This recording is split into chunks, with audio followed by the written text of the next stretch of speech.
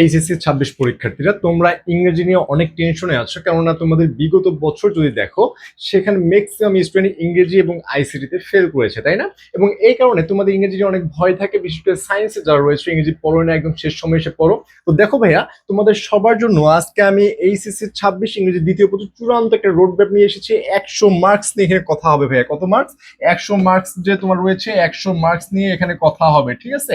এবং তুমি কোন কোন টপিকগুলো কিভাবে পড়তে হবে, তোমাদের কোন কোন টপিকের বাহিরেও পড়তে হবে, ঠিক আছে? তোমাদের সিলেবাসে দেওয়া আছে, সিলেবাসের বাহিরে আরো কিছু জিনিস তোমাদেরকে ইনক্লুড করতে হবে। সেই কোন কোন টপিকগুলো এবং কোন কোন টপিকগুলো তুমি কিভাবে পড়বা, কিভাবে কমপ্লিট করো, আমি এ টু জেড তোমাদেরকে দেখা দিব। জাস্ট ফার্স্ট টু লাস্ট দেখো, ইনশাআল্লাহ তোমাদের অনেকটা হেল্প হবে, ঠিক আছে? দেখো, এখানে তোমাদের যে জিনিসটা ফার্স্ট টাইম বলবো, যে তোমাদের পার্ট দুইটা রয়েছে। একটা হচ্ছে গ্রামাটিক্যাল, যেখানে তোমরা 60 মার্কস পেয়ে যাবে, এবং আরেকটা হচ্ছে রিটেন পার্ট, যেখানে তোমরা 40 মার্ক পেয়ে যাবে, তাই না ভাইয়া? এখন দেখো, এই 60 এবং 40-এর মধ্যে তোমাদের এখানে কিছু জিনিস রয়েছে, যেমন আর্টিকেল রয়েছে গ্রামারের মধ্যে, এরপরে প্রিপজিশন রয়েছে, সাম ওয়ার্ডস এন্ড ফ্রেজেস রয়েছে, কমপ্লেক্স সেন্টেন্স রয়েছে, রাইট ফ্রম ভার্বস রয়েছে, তাই না? এবং তোমাদের 12টা টপিক দেওয়া রয়েছে। এখন এখানে তোমাদের যে বিষয়টা সবচেয়ে বেশি ভাবায়, যে ভাইয়া কিছু কিছু জিনিস আছে তোমাদের জন্য খুব প্যারা দেয়। সেই জিনিসগুলো কি কি ভাইয়া? দেখো, ফার্স্টে হচ্ছে একটা রাইট ফ্রম ভার্ব। এই জিনিসটা তোমাদেরকে ম্যাক্সিমাম স্টুডেন্ট যারা পড়ো, ইভেন আমার যারা অফলাইন এবং অনলাইন স্টুডেন্ট রয়েছে, সবার একটাই সমস্যা ভাইয়া, সেটা হচ্ছে রাইট ফ্রম ভার্ব।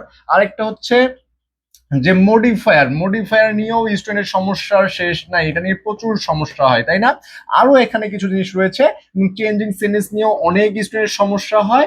আর একটা হচ্ছে কমপ্লেক্স সেন্টেন্স ভাইয়া বুঝতে পারি না। এগুলো তোমাদের ম্যাক্সিমাম গ্রামাটিক্যাল সমস্যা। এখন বলতে পারো যে ভাইয়া সিনোনিম তো পারি না, তারপর হচ্ছে কানেক্টরস তো পারি না, তারপর হচ্ছে প্রিপজিশন তো পারি না। ভাই, এগুলোরও কিছু না কিছু তো ট্রিক্স রয়েছে, তাই না? যেহেতু আমি এসে কিছু, অবশ্যই তোমাদের কিছু না কিছু ট্রিক্স রয়েছে। এখন দেখো, যে তোমাদের এই টপিকগুলোর বাইরে তোমাদের আর কয়েকটা টপিক তোমাদেরকে পড়তে হবে। যেমন তোমাদের রাইট ফ্রম ভার্ব নিয়ে সবার সমস্যা হয়, তাই না ভাইয়া? এখন যখনই রাইট ফ্রম ভার্ব পড়তে যাবা, এখানে তোমাদেরকে আরেকটা জিনিস ইনক্লুড করতে হবে। সেটা কি? সেটা হচ্ছে সাবজেক্ট ভার্ব এগ্রিমেন্ট। কি বললাম? Subject verb agreement.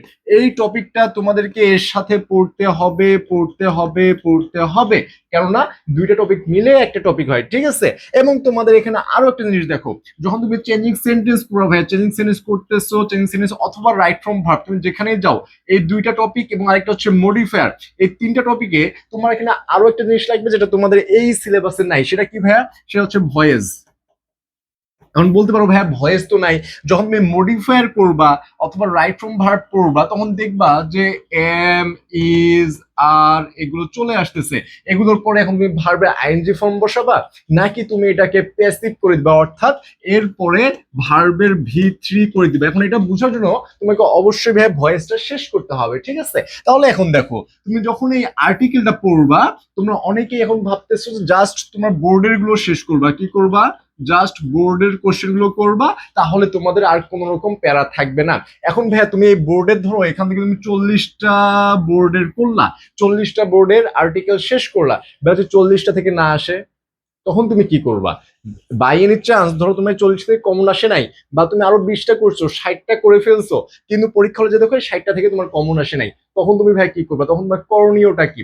এখন এটা হচ্ছে কথা, যখন তুমি এইভাবে 40টা করো ভাইয়া, 40টা করলে হ্যাঁ তোমার আইডিয়া হয়ে যাবে, কিন্তু তোমার এর পাশাপাশি তোমার যে রুলস গুলো আছে ভাইয়া, কি আছে? এর পাশাপাশি যে রুলস গুলো দেওয়া রয়েছে, এগুলো তোমাকে অবশ্যই অবশ্যই অবশ্যই করতে হবে, যদি তুমি মার্কসটা ফুলফিল ক্যারি করতে চাও।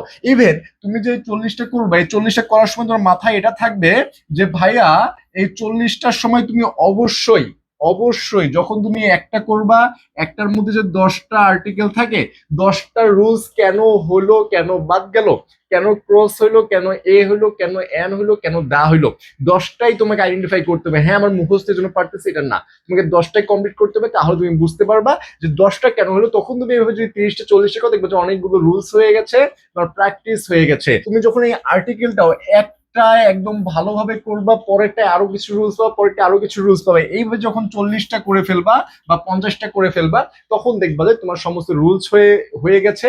যেখান থেকে আর্টিকেল আসুক, পৃথিবীর যে প্রান্ত থেকে আর্টিকেল আসুক, তুমি পারবা, তোমার কোনো রকমের প্রবলেম হবে না। তাহলে আর্টিকেল তুমি এইভাবে শেষ করবা।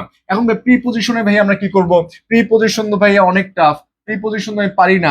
ভাইয়া দেখো, প্রিপজিশন তোমাদেরকে যেটা করতে হবে, প্রিপজিশন তুমি সবচেয়ে ভালো, তোমাকে একটা আইডিয়া দেই। এটা হচ্ছে যে তুমি এটা বোর্ডের যতগুলো দেয়া রয়েছে, বোর্ডের কিসের ভাইয়া, বোর্ডের যতগুলো দেয়া রয়েছে এগুলো হুবহু মুখস্থ করবা। কি করবা? হুবহু মুখস্থ করবা, কোথাকার ভাইয়া? বোর্ডের গুলো। এখন বোর্ডে ভাইয়া তোমাদের কতগুলো দেয়া রয়েছে জাস্ট একটু বের করে দেখো, 60টা 70টা দেয়া রয়েছে। এবং এর পাশাপাশি কলেজের যেগুলো রয়েছে, কিসের? কলেজের যেগুলো রয়েছে এগুলো তোমাদেরকে হুবহু মুখস্থ করতে হবে। এভাবে যে 80 থেকে 90টা যে মুখস্থ করতে পারো, তাহলে তুমি হয়তো বা কমন পেলেও পেতে পারো। আর যদি তুমি আরেকটু ইজিলি চাও যে ভাই আমাদের পিডিএফ লাগবে মোস্ট ইম্পর্টেন্ট যে প্রিপোজিশন গুলো রয়েছে, আমাদের পিডিএফ লাগবে, তুমি কমেন্ট সেকশনে জানাও, অবশ্যই পিডিএফ দিয়ে দেওয়া হবে। অথবা আমাদের এই যে হোয়াটসঅ্যাপ নাম্বার রয়েছে 01720828052, নাম্বারটা একটু লিখে দিচ্ছি তোমাদেরকে, 01720828052, এই যে হোয়াটসঅ্যাপ নাম্বারটা রয়েছে, এই নাম্বারে নক করেও তোমাদেরকে পিডিএফটা সেন্ড করে দেওয়া হবে। ঠিক আছে? এরপর হচ্ছে special use of some words and phrases, এটা তোমরা পারবা, এটা নিয়ে তোমাদের প্রবলেম হয় না। কম্পিটিং সেন্টেন্স নিয়ে তোমাদের ম্যাক্সিমাম স্টুডেন্ট প্রবলেম, এটা তুমি কি করবা? দেখো ভাইয়া, কম্পিটিং সেন্টেন্স মানেটা হচ্ছে কি, তোমাকে সেন্টেন্সটা কমপ্লিট করতে হবে।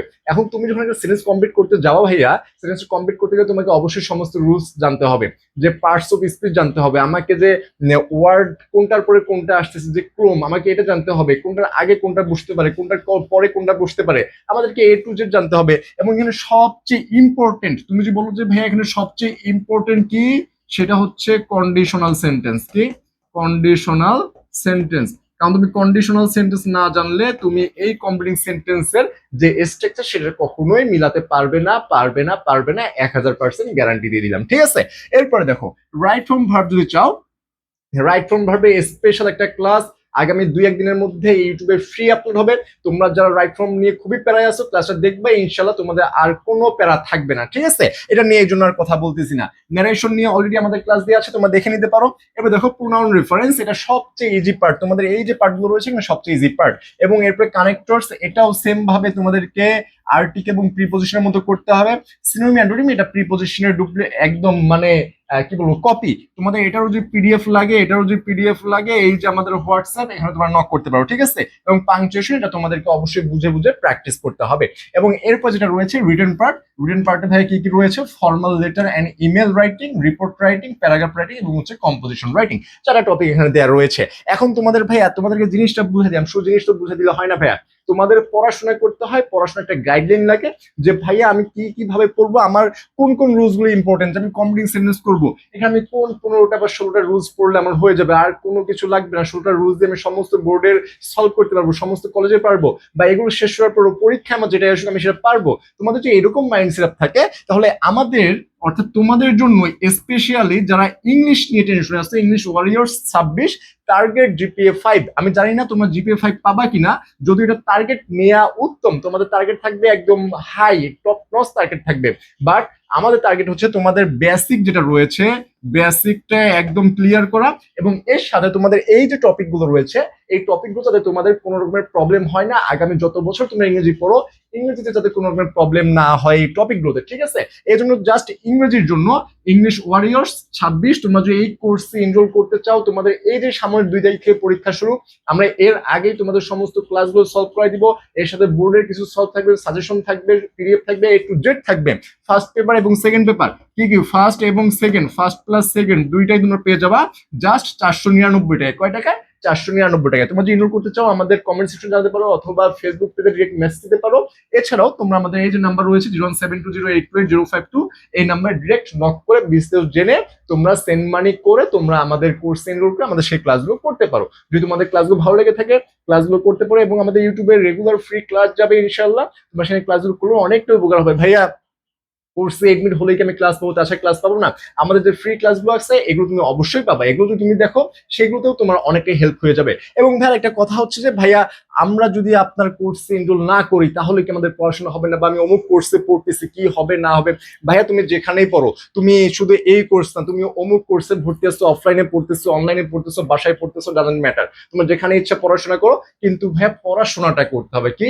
পড়াশোনাটা করতে হবে। তোমার এটা ফ্যাক্ট করতেছে না যে তুমি কত ভালো টিচার বা কত ভালো প্ল্যাটফর্মের করতেছো বা কত টাকা পেমেন্ট দিয়ে পড়াশোনা করছো, তোমার এটা ফ্যাক্ট করতেছে না। তোমার ফ্যাক্ট করতেছে তুমি কতটুকু পরিশ্রম করতে পারতেছো। কি করতে পারতেছো? তুমি কতটুকু পরিশ্রম করতে পারতেছো এন্ড কতটুকু পড়াশোনা করতে পারতেছো। তোমার ফ্যাক্ট জাস্ট এটা। তোমার ফ্যাক্ট হচ্ছে জাস্ট একটা, সেটা হচ্ছে পরিশ্রম। কি ভাইয়া? পরিশ্রম। পরিশ্রম। এবং এই পরিশ্রমের ওপর তোমার আরেকটা জিনিস আসবে, সেটা হচ্ছে রেজাল্ট। কি আসবে? সেটা আসবে রেজাল্ট।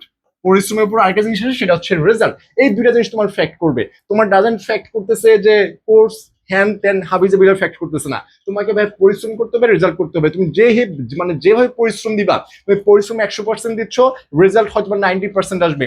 কিন্তু তোমার একদম 10/20 হবে না। মানে তুমি 100% পরিশ্রম দিয়ে 50% রেজাল্ট পেয়েছো, এরকম কখনো হয় নাই। হ্যাঁ, তোমার এরকম হতে পারে যে তুমি আজকে 100% পরিশ্রম দিচ্ছ, তো তোমার রেজাল্ট এসেছে ধরো 10% রেজাল্ট আসছে, তাহলে বাকি 90% কোথায় গেল? 90% তুমি ফিউচারে পাবা। কখনো না কখনো অবশ্যই পাবো, তোমার এটা বৃথা যাবে না। এটা ইম্পসিবল, কখনোই বৃথা যাবে না। চুইংগাম স্যারের মতো বলতে হয় ইম্পসিবল, ঠিক আছে? এটা কখনোই ভাই বৃথা যাবে না। যার কারণে তুমি পরিশ্রম ভাই করো। পরিশ্রম যদি করে যেতে পারো, দিন শেষে তোমার রেজাল্ট ভালো হবে। এটা 100% গ্যারান্টি, এটা একদম গ্যারান্টি। আর গ্যারান্টি দেওয়ার ভাই কে? তোমাকে মানে আমাদেরকে যারা আমাদেরকে যে সৃষ্টি করেছেন, যিনি সৃষ্টি করেছেন, আল্লাহ তাআলাই বলছেন যে পরিশ্রমীদের সাথেই তিনি রয়েছেন।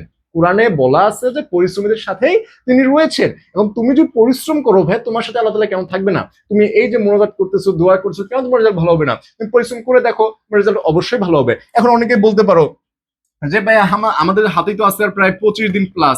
এই 25 দিন প্লাসে ভাই আমরা কি করব?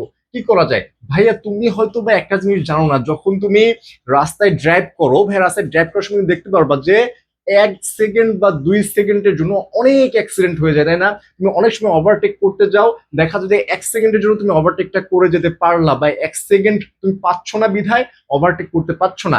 এর চেয়েও বড় ব্যাপার হচ্ছে তুমি যখন পরীক্ষার হলে যাও, তুমি পরীক্ষার হলে জাস্ট 3 ঘন্টা পরীক্ষা দাও।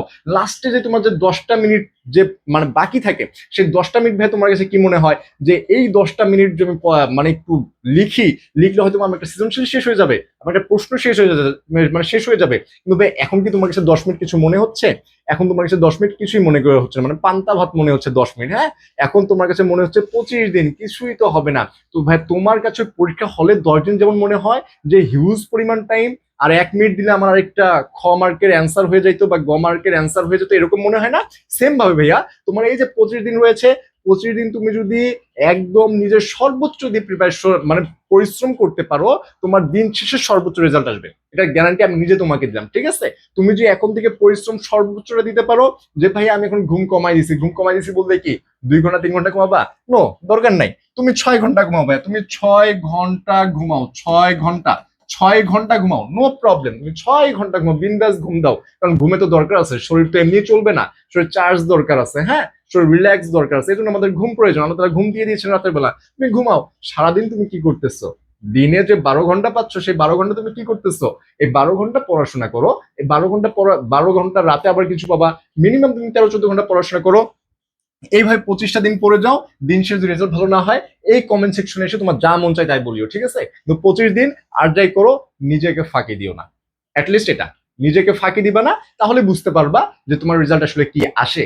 এখন তুমি যদি নিজেকে ফাঁকি দাও, সেটা তুমি বুঝতে পারবা। কারণ পরীক্ষার সময় যে বা রেজাল্টের সময় তোমার মনে হবে যে আমি যদি আর 2 ঘন্টা করে বেশি পড়তাম, আমি যদি আর 2 ঘন্টা বেশি পড়তাম, আমার রেজাল্টটা হয়তো ভালো হতো। এটা যদি মনে হয়, তার মানে তুমি নিজেকে ফাঁকি দিছো, 100% ফাঁকি দিছো। আর রেজাল্ট পাওয়ার পরে যদি তোমার মনে হয় যে না, আমি যা পড়ছি আল্লাহ তাআলার রহমতে আমার রেজাল্ট অনেক ভালো হয়েছে, হয়তো প্লাস আসে নাই, রেজাল্ট অনেক ভালো হয়েছে, তার মানে তোমার এখানে কোন রকমের গাফিলতি নাই, তুমি যা করছো নিজের বেস্ট ট্রাই করছো, ঠিক আছে? তো এই জন্যই ভাইয়া আর কিছু বলতে চাচ্ছি না। তোমরা এতটুকু মাথায় নিয়ে জাস্ট পড়াশোনা করো যে আমাকে এই 25 দিন একদম মানে বুদ্ধিমত্তার সাথে পরিশ্রম করতে হবে। জাস্ট গরুর মতো খাটলে হবে না, গাধার মতো খাটলে হবে না। একটা ভালো ওয়েতে, পারফেক্ট ওয়েতে, কারেক্ট ওয়েতে তোমাকে পরিশ্রমটা করে যেতে যদি পারো, তাহলে ইনশাল্লাহ রেজাল্টটা তোমার ভালো হয়ে যাবে ইনশাল্লাহ, ঠিক আছে? সরি। তো আল্লাহ তাআলা সবার জন্য ভালো কিছু করবেন ইনশাল্লাহ। তোমার সে আশা ভরসা রেখে পড়াশোনা করে যাও। তোমাদের সবার জন্য শুভকামনা। দিন শেষে ইনশাল্লাহ তোমাদের বিজয়টা হবে হবে ইনশাল্লাহ, ঠিক আছে? দেখা হবে নতুন কোনো ভিডিওতে। ধন্যবাদ সবাইকে। আসসালামু আলাইকুম।